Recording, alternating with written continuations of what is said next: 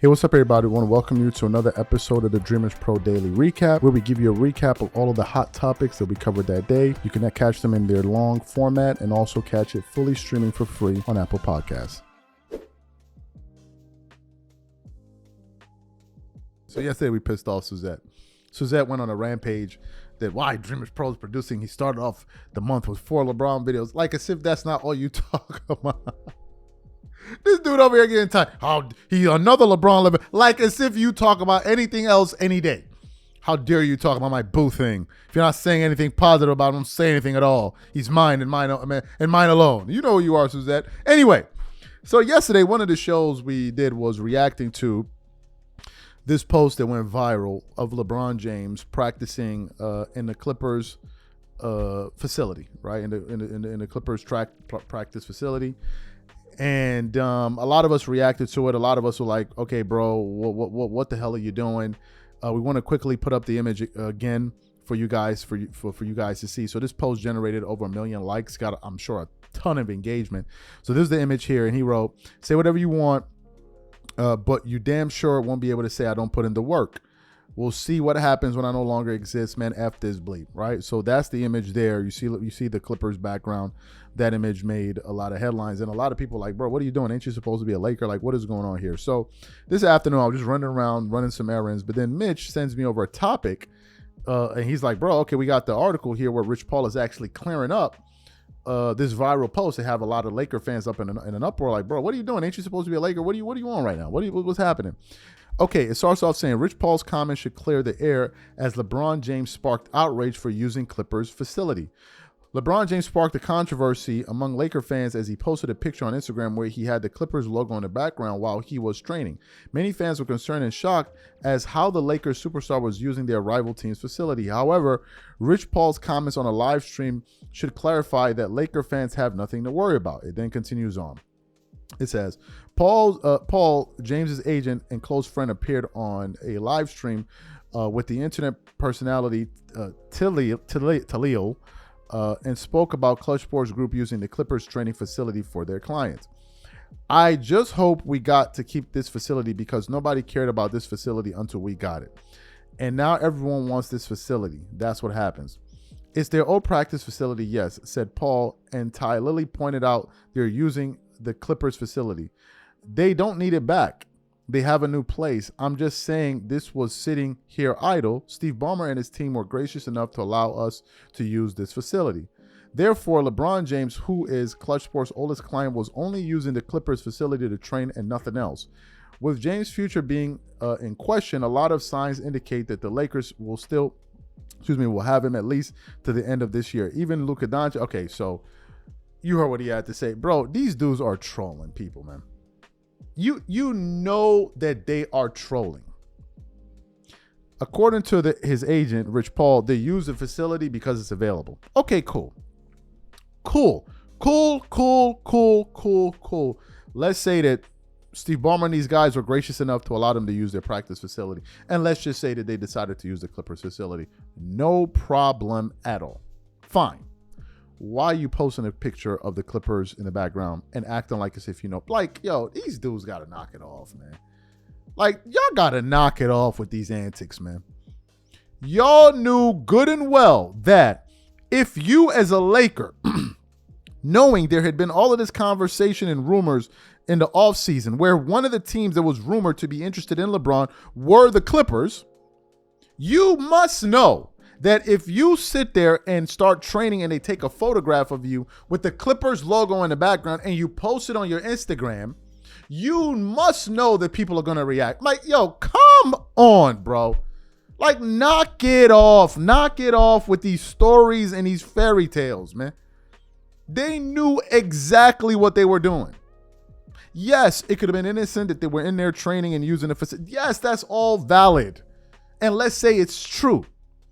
But to then post it and then post with the clip, you know what the reaction is going to be. Y'all put it out there for the attention just so you can clear it up and then act like nothing ain't going. Like, yo, come on, yo. Like, bro, these are the antics I'm talking about. It be these antics. So basically, It was done for wholesome, for a good reason. But then at the same time, you're like, well, why is everybody reacting? Really? Really? Come on, like y'all didn't have to post that. If you wanted to post something, you didn't have to post that. And you posting that and pretending like, oh, I don't understand why people would be making a big deal out of this. I mean, I don't get it. What's the big deal? Really? What's the big deal? When we just spent the entire offseason speculating whether or not LeBron is going to remain a Laker, and then the Clippers ended up being one of the only teams, and then now all of a sudden, he shows up and posts a picture of himself with the Clippers logo in the background, and now we're supposed to be all surprised about why people are reacting this way. Bro, they do this on purpose. They do it on purpose. I don't know if it's because they're bored. I don't know if it's because they have nothing else better to do. I don't know what the reason is, but they do it on purpose. They do it on purpose. And the part that escapes me, again, LeBron has 160 million Instagram followers. 100, bro, a lot of people like you. A lot of people are interested in your affairs. You could literally post anything. You could post a video of you clipping your toenails and people be hype off of that. So why go to this thing that you know is going to get the fan base riled up? You know it's going to get them talking, just to turn around and be like, well, man, you know, look, man, it's no big deal. We're just doing it. Come on, bro. Y'all know what y'all be doing, bro. Y'all know what y'all are doing. You know what you are doing, man. Come on, knock it off.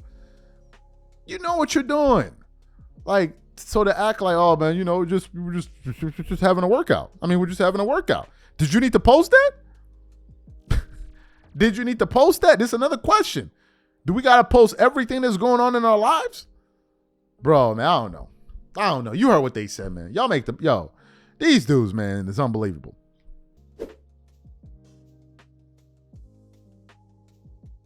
I got a clip that was sent to me that I saw yesterday from my man Marcellus Wiley.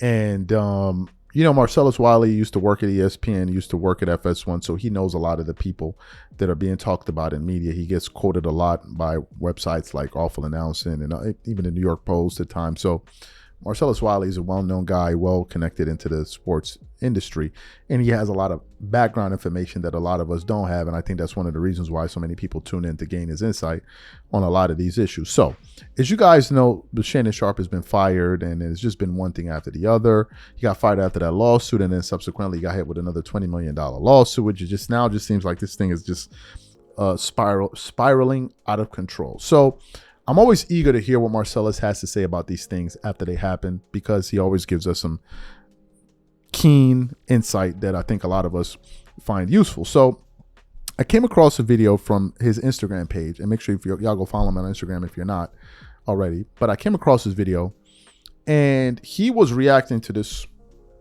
story of Shannon Sharpe being fired. But then he brought up something pretty interesting, which was this. He started talking about how Shannon Sharpe could have been spared, could have been saved if people stood up for him and supported him. And he said one of the people that could have possibly saved him, he didn't say he should have saved him.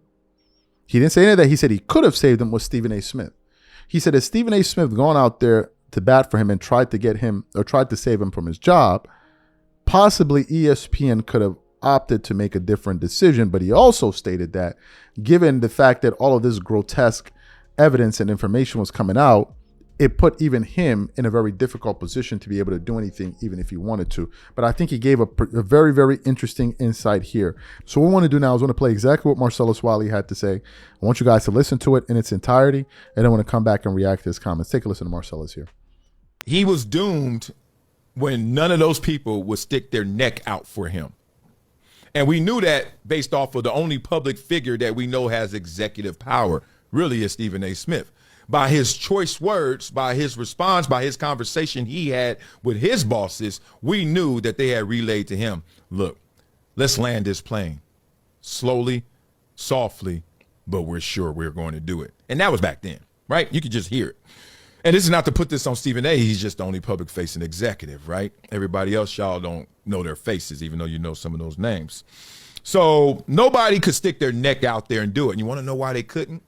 is because of what has happened before, the past, and more importantly, the present, how dirty, how much of that laundry got aired in that moment, those initial 2-3 days. Without that, I will guarantee you somebody would have said, give him another chance.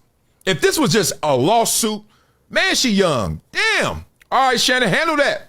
And he would have kept on moving and didn't have to try and slander because it was a seesaw effect. He was trying to smash and be like, y'all stupid. He was trying to put the hammer down like, I ain't do this. She tripping. See, look. But what happened was it boosted her because not only did she have her own receipts, but then he forgot the whole premise of why are you even in that in the first place kicked in, and no one has sympathy for him, and people weren't really looking at it from that perspective. I don't think many people think he did anything wrong to the young lady. You know, they had a weird relationship. Let's just say that. Within the confines of being weird, I think they were all right. But at the same time, once we know how weird it is, it gets weird. Never let us see how the sausage is made. So you heard what Marcellus Wiley had to say there. What are my thoughts about this? Well, I remember when Shannon Sharpe initially stepped away from First Take. Stephen A. Smith did a show about it. And he said that, you know, he's rooting for Shannon. And he said he hopes that Shannon Sharpe returns back to ESPN, as he stated in that video when he was saying that he was leaving, where he said he hopes to be back by NFL season. He said that. I remember that. Now, I haven't heard him talk about this situation since. I'm sure he probably will at a later point.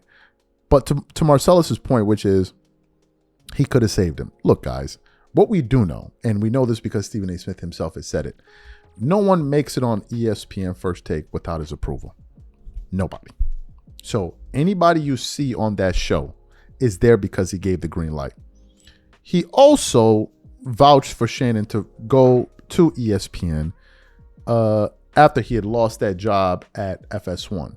So he vouched for him. And I said at the time, yeah, it's easy to vouch for him because he was the hottest thing, one of the hottest things, one of the hottest free agents, so to speak, in sports media. So he did vouch for him there. But in the case of him sticking out his neck for Shannon here, I think Stephen A. Smith probably looked at it from the standpoint like, bro, even if I wanted to, you didn't give me any chance, bro. And the situation just keeps getting worse and worse and worse. And he's like, maybe even if I wanted to help you, I don't think I can, bro. I don't think I can, because this thing is spiraling out of control. And now leads me to something else, which a lot of people are pointing out, which is Shannon Sharpe has lost a lot of key positions at a lot of these companies. I think the first place was CBS or one of those places. I remember where he worked, then FS1, then ESPN First Take. So at a certain point, you got to look inward. You got to look inward and say, well, I mean, bro, maybe there's something you need to do here. I mean, maybe you need to straighten up at a certain point, right? Because we have 3 occasions where things have gone down and you've lost your employment. But the thing that Marcellus Wiley is saying is that Stephen A. Smith nevertheless could have stepped out there, and that's true. You know, it's true. Sometimes, but at the end, it comes down to the individual, man. Some people are just going to do it. Some people are like, you know what, man, I'm gonna go out there and fight for you. Whatever happens, happens. Whereas some people like, yeah, bro, I tried to, but like, come on, man. Like you ought to know better than that. And maybe Stephen A. Smith was somewhere in the middle where he's just like, there's nothing more I can do, man. There's nothing more I can do. Like, this thing it would just becoming a little bit too disgusting for us, and there's nothing more I can do. But nevertheless, Marcellus brings up a good point. Gilbert Arenas has been making a lot of headlines, right? For all the wrong reasons, because he finds himself in a very serious situation. I don't know if Gil thinks this is serious, but some of us believe that this is very serious. And I don't think there should be anybody encouraging Gil to keep making fun and jokes about. But that's people for you, man. That's human beings for you. People will watch you entertain them, and then they'll watch you lose everything, and then they'll move on to the next person that's willing to entertain them again. That's what happened with Shannon Sharpe. Oh, man, go Shannon, yeah, man. And I'm like, yo, Shannon is losing. No, you hate on Unc, man. Stop hating on the black man, man. Stop hating on the black man. Stop hating on him. I'm like, yo, son is turning into Ratchet City. Like, he giving out tickets. No, man. Let Unc live, man. You just jealous. You wish you were where Shannon Sharpe was. You wish you were. I'm like, all right, whatever. Now look what it is. Well, all these people that were supporting his behavior. when people were supporting him after that audio came out and all of this ratchet city that was going on. Where were all these people? Oh, man, he's out hating on Shannon Sharpe, man. He's out hating on Shannon Sharpe, man. You were trying to see down the black man, man. You trying to play it on the black man, man. Where y'all at? We looking for y'all. But anyway, so as you guys know, Gilbert Arenas was arrested by the federal government. He was later on released on a $50 million bond. He's been online talking about he's going to snitch and do all of this other stuff, right? But there's been some other people out there that have been saying, wait a minute. There's a strange coincidence going on here, and it seems to be revolving around Stephen A. Smith. One of the people that I heard talk about this was 78 Sports TV, where he was like, yo, how come everybody associated with Stephen A. Smith always end up getting in trouble? Losing a job, going to jail, all kind of crazy stuff, right? And of course, you guys know the Marcus Moore situation over there. Shannon Sharpe lost his job. Gilbert Arenas gets arrested. He's like, yo, what's going on here? So Gilbert Arenas, being his usual unfiltered self, was doing like a live stream where he was playing, was it Madden or something? He was playing a football game. And I guess somebody said this in the comment section, like, yo, how come everybody associated with Stephen A. Smith always ends up in jail or loses their job, right? And then Gil then began to play into it, like, yo, Stephen A. Smith, man, what's going on? What's up with all of these coincidences? Why everybody around you always end up in trouble? They either losing their job or they going to jail. Like, what's going on? And then he goes on to say, boy, you really do know how to pick them. So what I want to do now is I want to play exactly what Gilbert Arenas had to say on his live stream about what people are saying about this, and then we're going to come back and continue on the show. Take a listen to Gilbert Arenas here. Hey, Stephen A., man, we got to talk, brother, because it ain't a damn coincidence that everybody you know going to church. Hey, Stephen, huh? Everybody, man. Everybody, like, damn.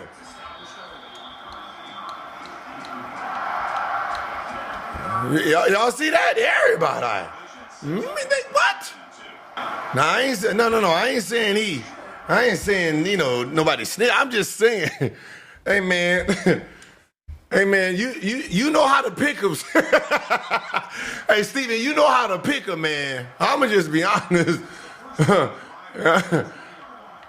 It's like the Madden curse, just the other way around. Man, what do you mean, am I still playing on freshman? Come on, man. You know I am. You know I am. Okay? Oh, blocked again. Kwame eating a banana said, Kwame can't afford no banana. What's wrong with y'all, man? Excellent. So you heard what Gilbert Arenas had to say. What are my thoughts about this? Look, I never connected those dots. I never looked that far into it, but there are people that have been saying this on the internet, man. Some people like, Stephen A. Smith, he snitched on him. Stephen A. Smith, he did him in. Like, people have been saying this, right? And I think the reason that people are saying that is because, some people just don't rock with Stephen A. Smith, man. Remember, Stephen A. Smith was like, yo, I calling the league offices to find out why Russell Westbrook wasn't suspended. And a lot of people got on him. Steven Jackson, some other cats got on him like, yo, son, what are you doing? Like, yo, what are you doing? What are you doing? You calling to find out why he didn't get, like, what's wrong with you? Like, so people have gotten on him in the past here. In this particular instance, though, this must be one hell of a coincidence, and in the end, that's just what it's going to be, because you can't blame this on Stephen A. Smith, man. How? Look at the Gilbert Arenas situation. Where would Stephen A. Smith be involved in that? Where is he involved in that? The Marcus Moore situation, where would he be connected to that? The Shannon Sharpe situation, how would he be connected to that? Now, I guess if you want to say he's connected to it some way just because he simply knows it, okay, fine. Okay, they know him or whatever. It's like a bad luck charm or whatever it is, fine. But you could also look at it the other way. Like, he also gave these dudes opportunities and they all screwed it up, because he did invite all of them to First Take, which is the biggest morning sports show in the United States. So, I mean, he did something there as well. But because people generally don't like Stephen A. Smith, and I can understand why, because Stephen A. Smith does a lot of sucker you-know-what, and I can get it totally. It's easy for people to kind of make this connection and say, hey, man, Stephen A. Smith, we looking at you funny style, like, yo, bro, what's going on? You throwing smut on these people's names in the background that we don't know about? Like, what's going on? I get that totally. And people have been saying it. Stephen A. Smith this, Stephen A. Smith snitched on him. You know the things that people say online about him. Do I think that happened? No. I really don't. I think And I saw like a parody video yesterday. I forgot what account I saw it from.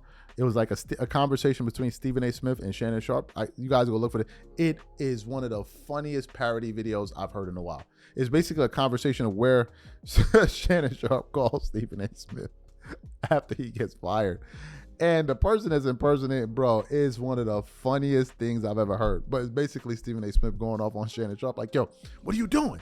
What are you like? It was just hilarious. Just absolutely hilarious. But whatever the case, man, even if Stephen A. Smith is some bad luck charm, let's not use that as a way to absolve these adult men for decisions that they make. It's not like, come on, we're not going to do that. But anyway.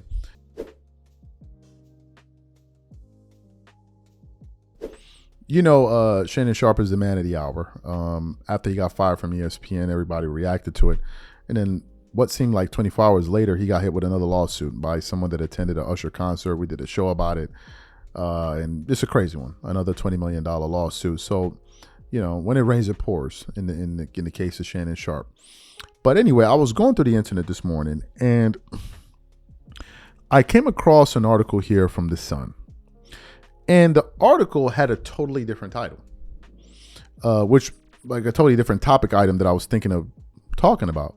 But then I was reading through the article. I'm like, whoa, wait a minute. What? What did it say? So let me read it says, sigh of relief. Top name to replace Shannon Sharpe could eat Stephen A. Smith alive. Okay. As First Take staff celebrates ESPN cutting ties. Folks, the staff members of First Take are celebrating the fact that Shannon Sharpe got fired. You heard that correctly. All right, so let's read a little further into this article. It says ESPN could be targeting a big-hitting American sports legend to replace Shannon Sharpe on First Take, insiders have claimed. Disgraced former NFL star Shannon Sharpe was officially let go by the TV network this week in the wake of his accusation. Shame. It then continues on. Shannon Sharpe announced his exit from ESPN in the wake of his involvement in a sexual assault lawsuit. The Sun understands First Take host Stephen A. Smith wanted close pal Sharpe to remain on the show. The 57-year-old, who had not appeared on air since the storm broke in April, has settled a lawsuit with his female accuser. A lawsuit was filed against Sharpe by a woman with whom he had a 2-year relationship, alleging that he engaged in a pattern of manipulation, physical assault, and sexual assault against her. Sharpe was first sued for $50 million, but it was unclear how much the settlement involved. The Sun understands loudmouth First Take host Stephen A. Smith was, I don't know what that word is, to see Sharpe go despite alleged attempts to keep his pal on the show. Insiders, however, stress most ESPN staffers were delighted with the decision, with one describing it as the best news we could have hoped for. According to two well-placed sources, Jason Kelsey, who has proved a hit as a pundit on Monday Night Football, isn't interested in the role, but that opens the door for NBA legend Charles Barkley, who's the name on everyone's lip. Charles would be a fantastic addition. I used to work with him many years ago. He's a funny guy and he would fit perfectly on the show. A member of the production staff told The Sun. Then goes on to say Barkley is best known for his pundit role. Okay, so that's a totally different article there. What are my thoughts on this? The staff is celebrating that Shannon Sharpe got let go of.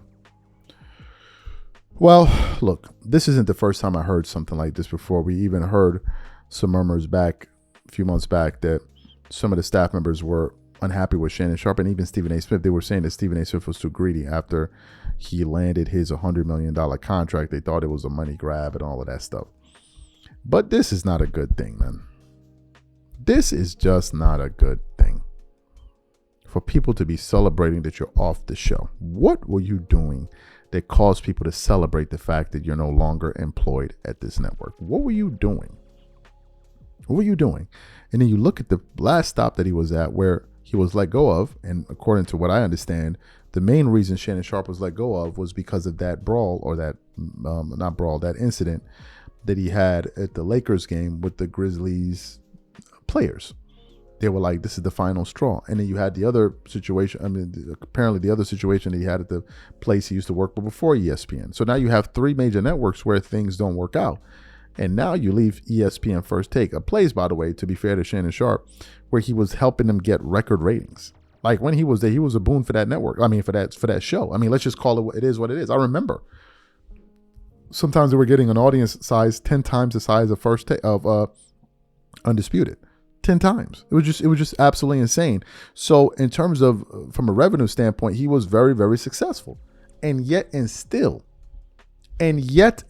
people are saying, we want you gone. We're relieved that the network got rid of you.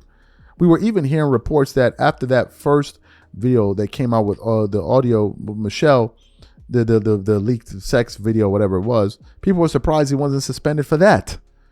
It's like Shannon dodged the bullet there. And then when the second incident came out after this lawsuit came out, people were surprised that he was still being let on air. People thought ESPN should have suspended him sooner. It was only when the audio started to come out of him and this accuser, this lady that he had the issue with, the audio was being circulated online. And they were like, okay, now we got to let him go. But people behind the scenes were like, bro, why is he still here? So when you have a staff that's not even vouching for you, it's like, what exactly is going on? Right? What is going on? What is going on in the background that a lot of us don't see? Because one would think that your production staff, the people that you work with on a daily basis, would be rooting for you. But to hear some people say that they're relieved that this guy is gone, it's crazy work. It's absolutely insane. And now we got to the point where it's like, okay, now we need to look inward. Because you see, look, at a certain point, people like to say, oh, well, Shannon is being targeted and they're trying to go after the black. Really? Okay, but what about all the other black guys that are not getting in trouble? Let's not always do that, because we're absolving people from responsibility. This is a grown ass man we're talking about. We're not talking about a little boy here. This is a very grown man. Not like a dude in their late 20s, early 30s. No, somebody in their 50s. You're a full grown man.